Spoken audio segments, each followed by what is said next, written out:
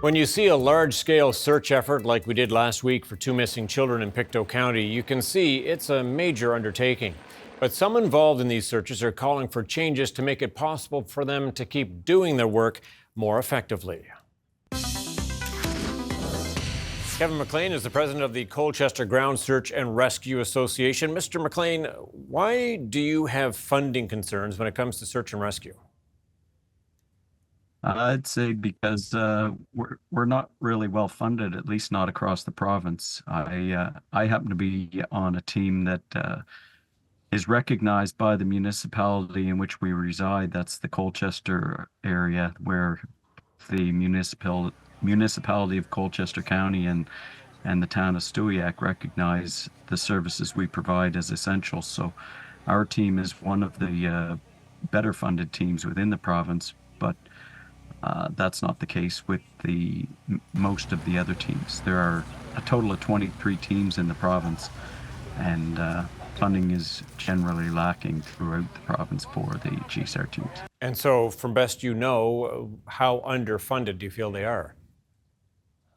Well, the provincial government provides each team $3,000 a year, which is the same value that they've been paying each team for about 20 years now. Well, we haven't seen an increase in the payment from the provincial level, and at the municipal level, it ends up being a function of what they can squeeze out of their own operating budgets. So it varies across the province with many of their teams. Okay, and have you asked for an increase? Of course. We ask for an increase every year, and as far as I know, every team asks for an increase every year, both at the provincial level and at the municipal level. But oftentimes, it's not forthcoming. Okay, so how does a search like the one we witnessed last week, which was rather large scale, how does it get funded? So the operating expenses of a search are covered by both the EMO and the RCMP. So the EMO, which is the provincial government layer that funds the search and rescue efforts, they cover our travel expenses to the search. And then all our operating expenses at the search are covered by the RCMP. Okay, and so who pays for the gear? Is there gear that you still need? Well, every search member is responsible for outfitting him or herself with their own gear. So they typically pay for their own gear, and it's accumulated over, a period of a year, couple of years, whatever, to get all the equipment that they are required to carry with them when they go out on a search. So is any gear provided? On our team, we're able to provide the outer layer, so we provide the coat, the 3-in-1 coat, the rain pants, the helmet, headlamp, those types of things. But a lot of teams, that's not even possible with their operating budgets that they have. So. Okay, some people might be surprised to learn that, and I gather fundraising then becomes a big part of your life. What kind of fundraising do the groups do? How much of a difference does that or can that make?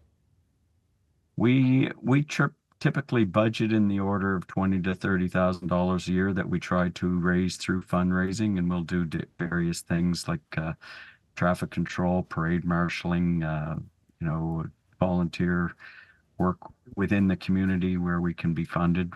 We're trying to expand into offering food services at some of the various community events with the use of our food trailer that we have.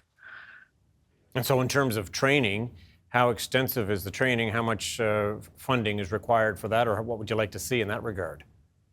We ask our members to come out every Tuesday evening. We train for 2 hours every Tuesday at our base in Debert.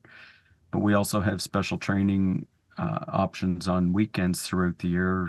We try to focus on about 4 mock searches throughout the year to give people more real life exposure to a search environment.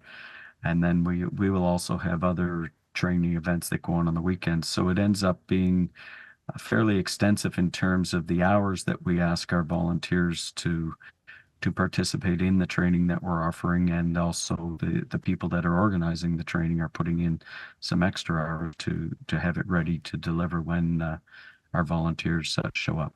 Okay, and so what would you like to see change then? What would I like to see changed? I'd like to see the a little more funding so that we don't have to spend our volunteer hours going out fundraising, asking for more funding from the general public. I'd like to also see some funding, probably more, I don't know if it's provincial level or whatever, but I'd like to see some command posts set up across the province with probably more select teams that are equipped to be able to handle some of these larger multi-team, multi-day searches that are going on.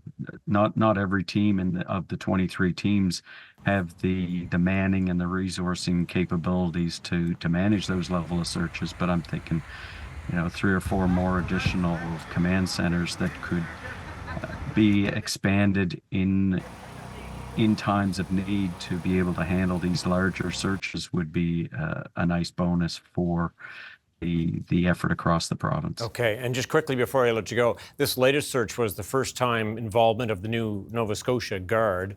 How helpful were they in this case? How much do you need them?